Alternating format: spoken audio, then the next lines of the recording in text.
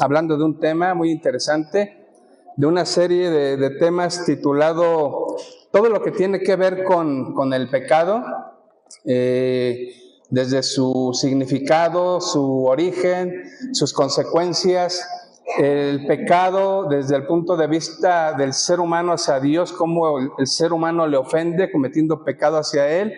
Ya nuestro hermano Luis, nuestro hermano Javi y José han estado hablando al respecto de todo esto, e incluso hablando del tema del pecado hacia nuestro prójimo, de prójimo a prójimo, cómo nos ofendemos los unos a los otros y la necesidad que tenemos en todo ello de saber perdonar y también de ser perdonados, y llevando a cabo lógicamente el pedimento de ese perdón que todos necesitamos, y ese perdón que el Señor nos otorgó también en la cruz del Calvario. Bien, vamos a iniciar. Los invito a que abran ahí sus Biblias en un pasaje que se encuentra ahí en el libro de los Salmos.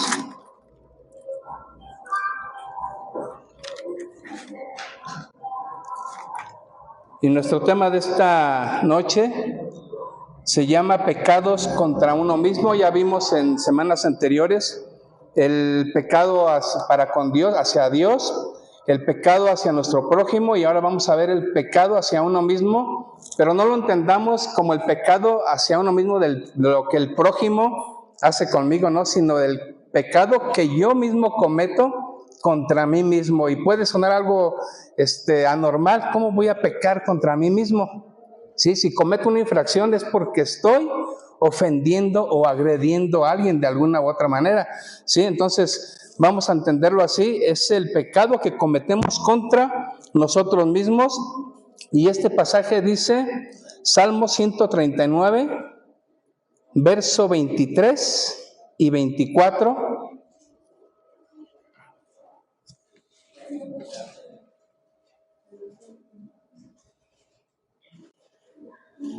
¿Lo tienen todos? Dice así: examíname, oh Dios, y conoce mi corazón.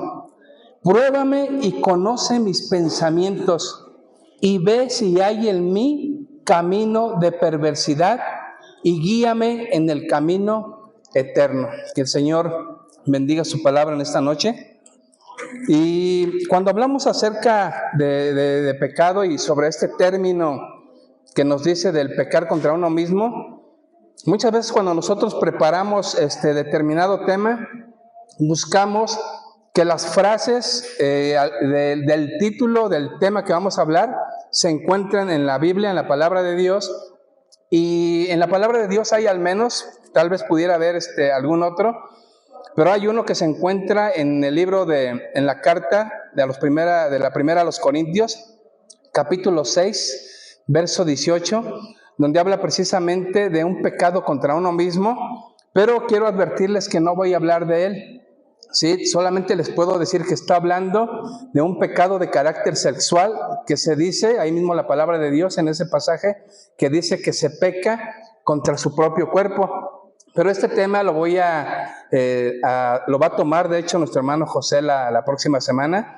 Va a hablar de lo que tiene que ver con los pecados de carácter sexual, y este pasaje es precisamente el que entra dentro de este rubro, de manera que lo voy a hacer a un lado, y vamos a ver que hay otros pecados que tienen que ver con esto, el pecado que yo mismo me infrinjo hacia mí mismo.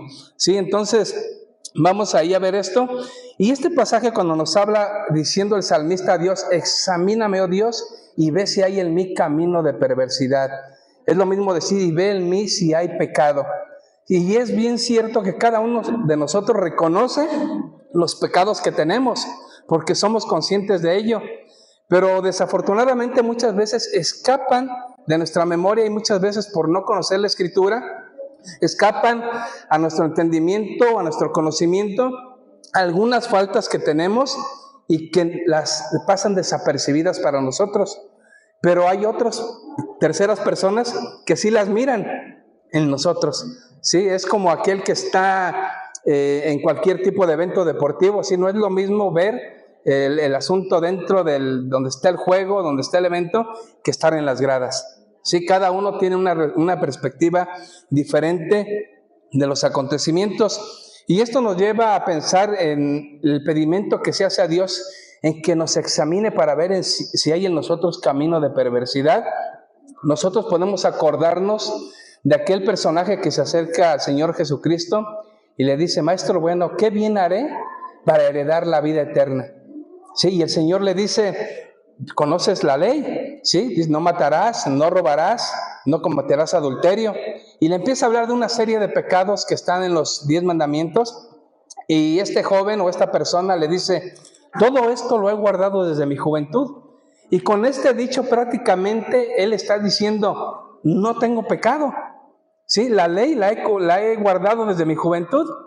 Y vemos en qué se desarrolla todo esto. Al final se va triste porque el Señor le pide que venda sus posesiones y la dé a los pobres. Sí, de manera que si algo no había en su vida era el amor hacia el prójimo, y sí había amor a las riquezas. Pero tal vez antes de este encuentro con Jesús, para él pasaba esto desapercibido. ¿Sí? Incluso nosotros cuando hablamos con algunas personas y les hablamos del Evangelio, les hablamos del Señor, la gente acostumbra a decir, y es muy común este dicho: yo no me meto con nadie, a nadie le robo, a nadie le pego, ¿sí? Me llevo bien con mis vecinos. Y es lo mismo que decía este joven que se acercó con Jesús. Dice: no creo tener pecado alguno, porque no me meto con nadie, ¿sí? De manera que creo estar bien delante de Dios. Pero vemos que no es así. Y cuando hablamos de pecado, hermanos, solo podemos decir, y es una realidad, lo que el apóstol Pablo decía: miserable de mí, ¿quién me librará de este cuerpo de muerte? Porque Pablo había entendido que no podemos escapar del pecado. ¿Sí? Es como aquel que se libra de pisar algo que lo puede hacer tropezar, pero por evitar eso pisó otra cosa.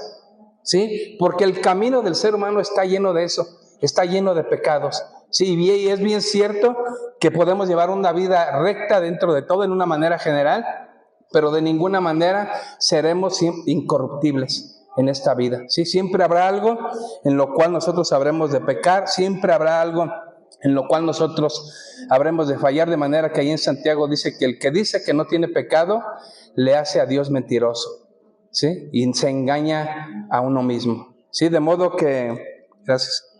De modo que debemos esto de aceptarlo todos y cada uno de nosotros, que mientras estemos en este cuerpo, mientras tengamos esta sangre, seguiremos pecando, ¿sí? Pero bueno, siempre hay la manera que conocemos de restablecer siempre esa comunión con el Señor. ¿Y por qué Pablo decía esto de miserable de mí? ¿Quién me librará de este cuerpo de muerte? Bueno, veamos alguna lista de pecados. Les voy a pedir ahí que encuentren primero a los Corintios 6, 9 al 10. Les voy a nombrar 3 citas. Primera a los Corintios, capítulo 6, verso 9 y 10.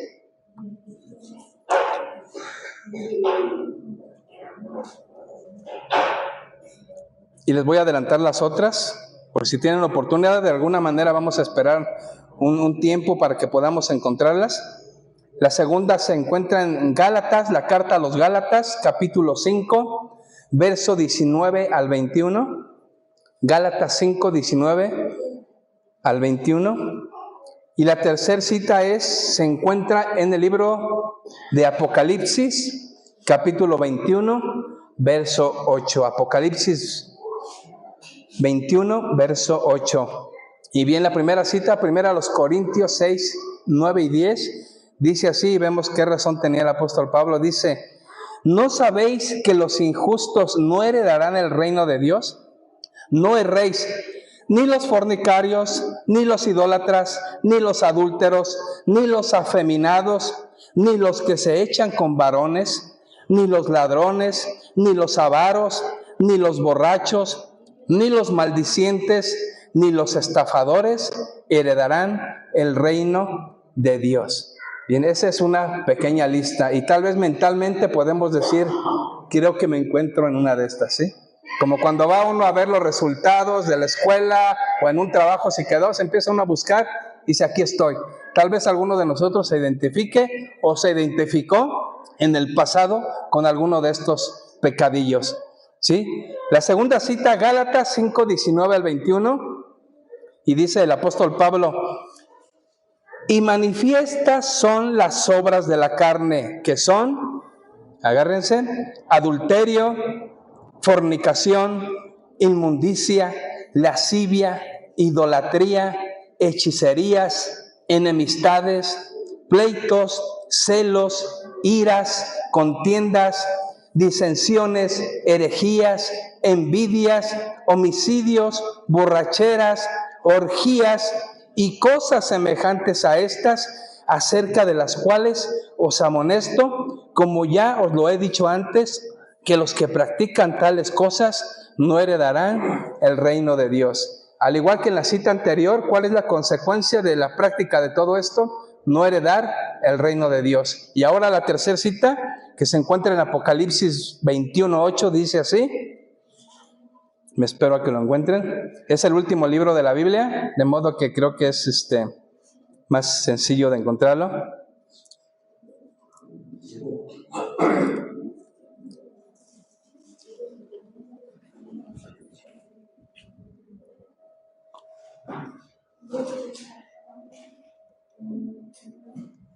¿Lo tienen? Bien, dice así Apocalipsis 21:8.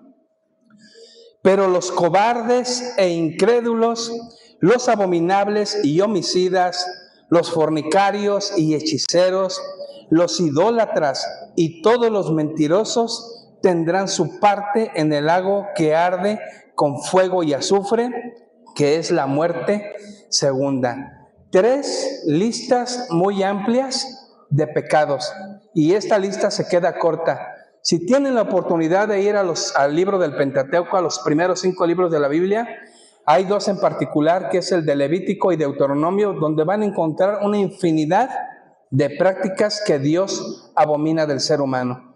De modo que yo creo que con estas 3 listitas pequeñas es suficiente para saber y entender lo que el apóstol Pablo decía acerca de su cuerpo. ¿Quién me librará de este cuerpo de muerte? Es dificilísimo escapar a toda esta serie de pecados, a toda esta serie de iniquidades que acechan la vida del cristiano. La palabra de Dios nos dice que Satanás anda como león rugiente buscando a quién devorar. ¿Sí? Entonces no podemos nunca estar tranquilos, no podemos nosotros dormir en nuestros laureles, aunque sabemos que la salvación es segura en Cristo Jesús, pero sabemos que Satanás nos puede hacer la vida difícil y tener por causa de estos pecados, tener consecuencias muy graves que afectan nuestra vida familiar, nuestra vida con nuestros vecinos, con la vida en general del ser humano. Y bien, entonces cuando vemos este tipo de cosas, uno puede decir, bueno, y en todo esto, ¿cómo puedo yo definir de todo este listado cuáles pecados son contra Dios, cuáles pecados son contra mi prójimo, cuáles pecados son contra mí mismo? ¿Cuáles pecados son los que yo mismo hago que me afectan a mi ser?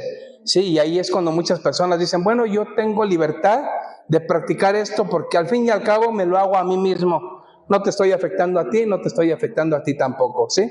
De manera que me justifico y me duermo tranquilo porque a nadie estoy afectando sino a mí mismo. Pero bien, es por eso que la palabra de Dios nos habla de algunas prácticas que debemos de entender, y si las habíamos pasado desapercibidas en nuestra vida, es el momento de ver y de analizar que posiblemente nosotros estemos realizando este tipo de pecados, este tipo de faltas que atentan contra nuestro ser, ¿sí? Y por eso vamos ahí a ver una cita que se encuentra ahí en el libro de Deuteronomio,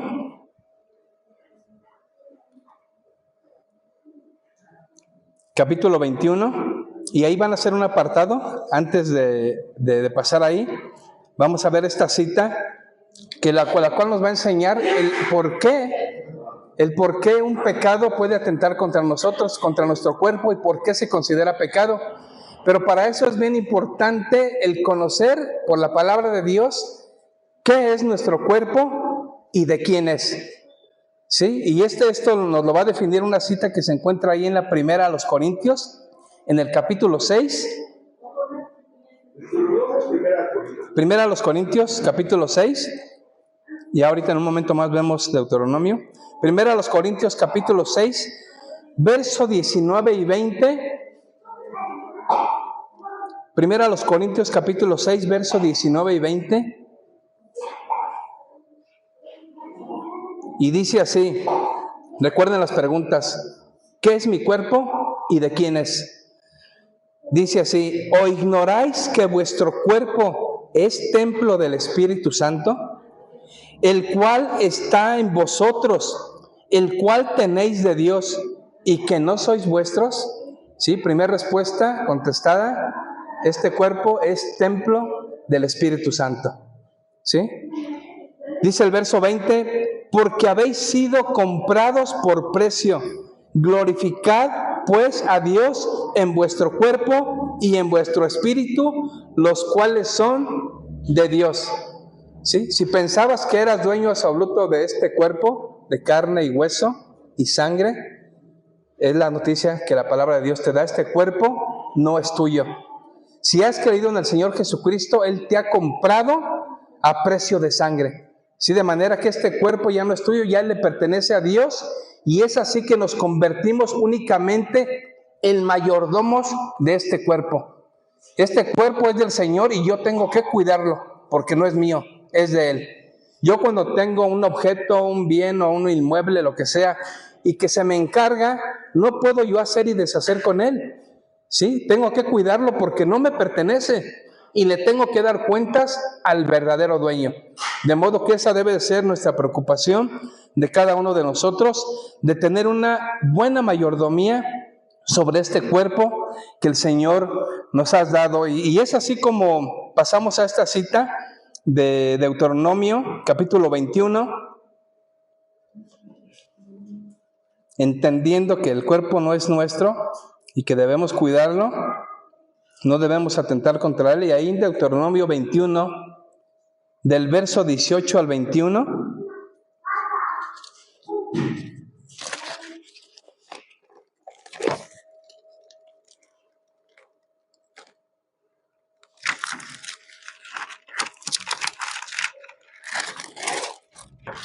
¿lo tienen?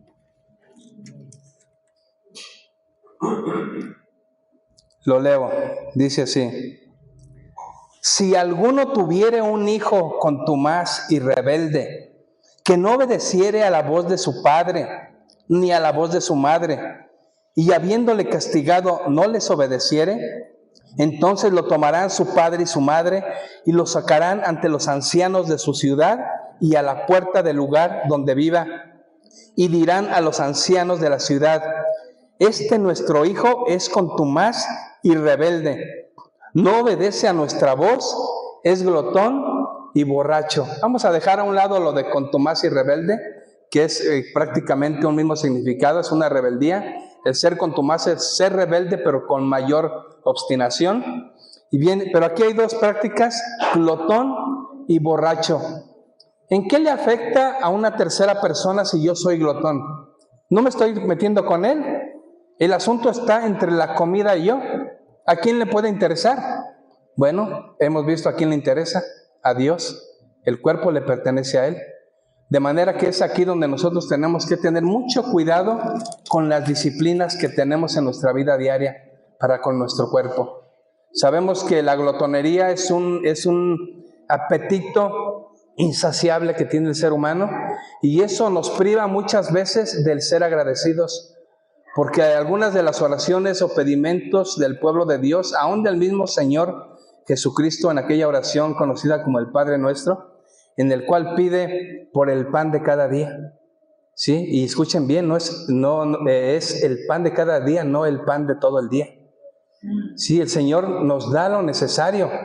Sí, nos da lo necesario para satisfacer nuestra hambre, para satisfacer nuestra sed, y de ahí darle las gracias porque nos bendijo con lo suficiente para ese día. De manera que es una práctica de tener una mala disciplina para con nuestro cuerpo, de modo que debemos cuidarlo. Y mayormente hay algunos temas especiales, bueno, en este caso no le afecta ni va para nuestro hermano Luis porque no tiene ese problema, pero un siervo de Dios debe cuidar muy bien su salud, físicamente hablando, porque tal vez muchos no lo sepan, hermanos, pero la actividad, el trabajo de un siervo de Dios es cansadísimo, ¿sí? Si no lo fuese físicamente, sí mentalmente y espiritualmente, porque hay una preocupación, no solamente la que se tiene por su hogar que ya Dios le ha dado, sino por las ovejas que ahora tiene a cargo, ¿sí? Y todos sabemos que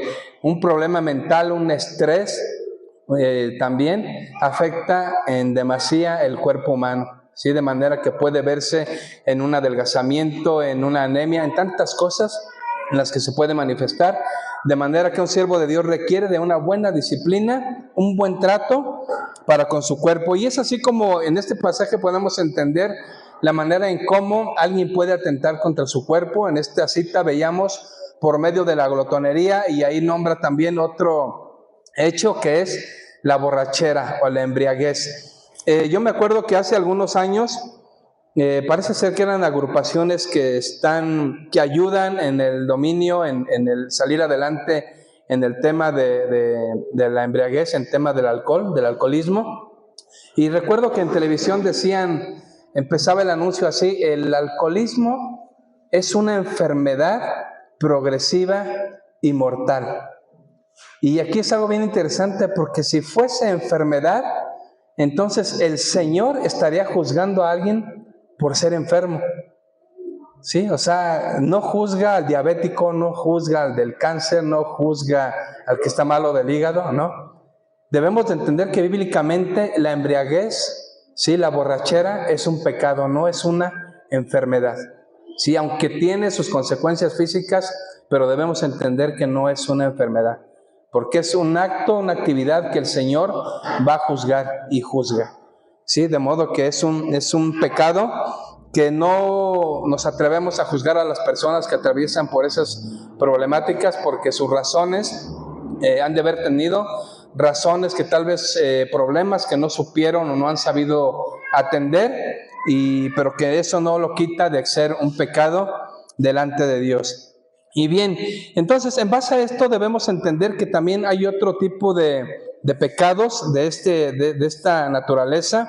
Hablábamos de la embriaguez, hablamos de la drogadicción, también un problema que hoy en nuestros días se ve de una manera pero muy marcada, la drogadicción. Dentro de esto también el fumar. Sí, el fumar es una práctica también que atenta contra el templo de Dios. Sí, lo llenamos de humo. A veces, pues recuerdo que había calcomanías de las que venden en las librerías cristianas que decía: sed llenos del Espíritu de Dios, no de humo. Sí, entonces es una práctica que también nosotros debemos de erradicar de nuestras vidas. Otra práctica que atenta también contra nuestra persona, contra nuestro cuerpo, es los tatuajes. Sí, los tatuajes, recordemos, de esto debemos de tenerlo siempre presente. Nuestro cuerpo es templo del Espíritu Santo, no es ninguna vitrina, sí, para poder ningún tipo de letreros o de anuncios en él. De modo que también es algo que no debemos nosotros de permitir de ninguna manera. Y bueno, si tuvimos un pasado en el cual cometimos esto, bueno, estábamos bajo ignorancia, y aunque no se justifica, pero de alguna manera hay un motivo por el cual el Señor perdona todo esto y nos hace nuevas criaturas, y todo lo viejo queda atrás. Y algo también muy interesante es que aún la misma manera de vestir nos habla de que debemos de cuidar este cuerpo.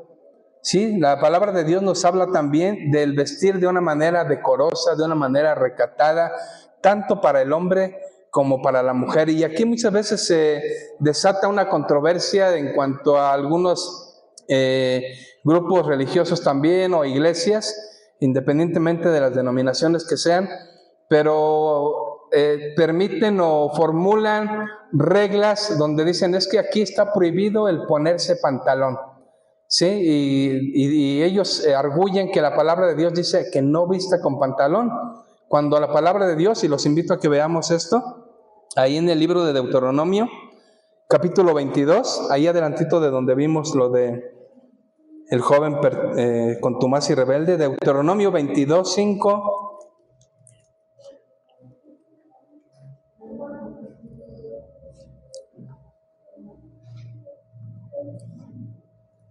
¿Lo tienen? Deuteronomio 22:5 dice así: no vestirá la mujer traje de hombre, ni el hombre vestirá ropa de mujer, porque abominación es a Jehová tu Dios cualquiera que esto hace. Entonces habla en una manera general la vestimenta que te identifica como mujer es la apropiada que debes de utilizar tú, hermana. La vestimenta que te identifica como varón, de igual manera es la que te corresponde utilizar, hermano o varón que te encuentras aquí en este lugar. Y desafortunadamente el día de hoy nuestra sociedad, los valores los ha cambiado por completo. Hay una libertad que en sí ya no es libertad, sino un libertinaje completamente grande que vive nuestra sociedad en estos días. Y bien, entonces hay tantas prácticas que debemos nosotros de erradicar de nuestras vidas, con las cuales estamos dañando este cuerpo que es templo del Espíritu Santo. Pero aquí, ya para ir terminando, lo interesante sería el preguntarnos qué actitud debemos de tomar en este sentido. Y bueno, nuestro hermano Luis en repetidas ocasiones, en las diferentes oportunidades que tiene de compartir, hay un pasaje que hace mucho, que reitera él mucho, y es el que se encuentra ahí en la carta a los Romanos, capítulo 12, verso 1, que dice: os ruego por las misericordias de Dios que presentéis vuestros cuerpos en sacrificio vivo, agradable, santo, ¿sí? Santo al Señor, que es vuestro culto racional, ¿sí? Y esto de presentar vuestros cuerpos en sacrificio vivo es dar completamente nuestra vida al Señor, ¿sí? Y al darle nuestra vida no solamente se trata de en el sentido espiritual de decir: Señor, tómame de manera que cuando me resucites sea llevado contigo. No, aún estando en esta vida, en esta tierra, este cuerpo se lo debemos de entregar al servicio del Señor. De manera que en ese sentir tenemos nosotros que tener un mayor cuidado para con este cuerpo que ya se lo hemos dedicado en sacrificio, ¿sí? En sacrificio vivo, agradable delante de Dios. Bien, entonces, de manera que el mismo apóstol Pablo, y en esa misma carta, algunos capítulos adelante, ahí en Romanos 14, 19 y 20, hace un llamado y una exhortación en la cual nosotros debemos de meditar, y es la última cita por la cual vamos a esperarnos para que todos la tengamos.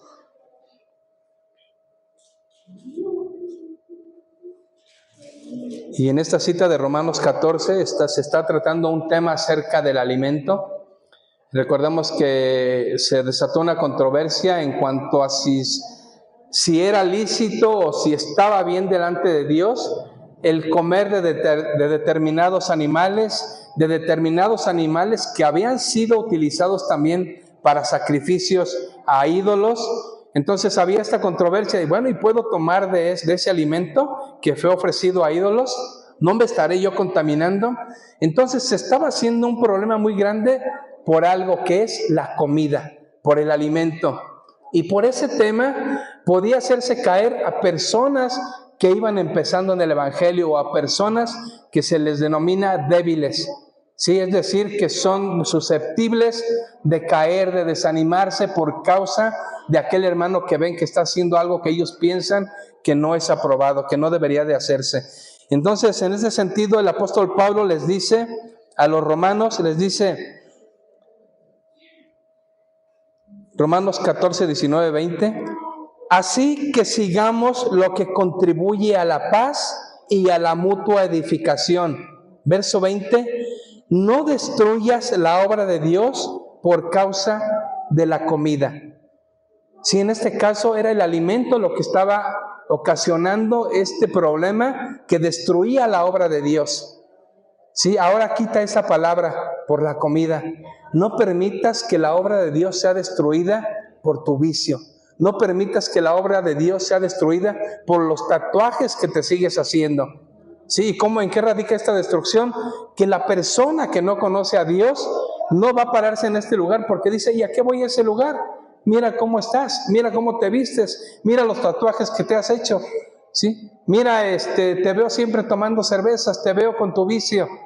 Si la obra de Dios se atenta contra ella cuando nosotros no vivimos de una manera adecuada, cuando traemos en nuestra vida estos hábitos, estos vicios que atentan contra el templo de Dios, que es nuestro cuerpo.